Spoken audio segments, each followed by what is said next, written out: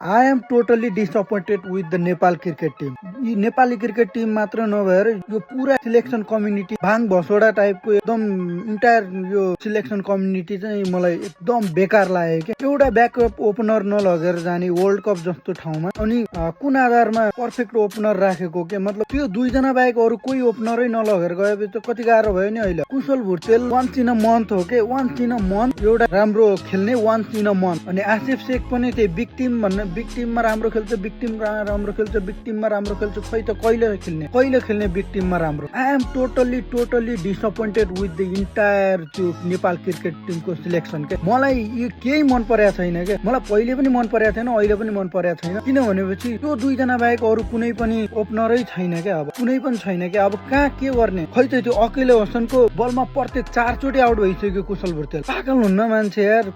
कति सपोर्ट गर्नु यार। सपोर्ट गर्नु पनि एउटा हुन्छ नि लाइक यार हामी त यार अलिकति राम्रो खेल्दिए पनि अलिकति राम्रो ल हारे पनि केही हुन्न क्या, हारे पनि केही हुन्न, तर अलिकति राम्रो खेलिदिनु पर्यो नि। आज त झन् फिल्डिङ पनि गु जस्तो थियो। टु बी अनेस्ट फिल्डिङ एकदम बेकार थियो आज। यस्तो फिल्डिङ गरेर त हुँदैन, डराएर खेले के भन्नु यार। अब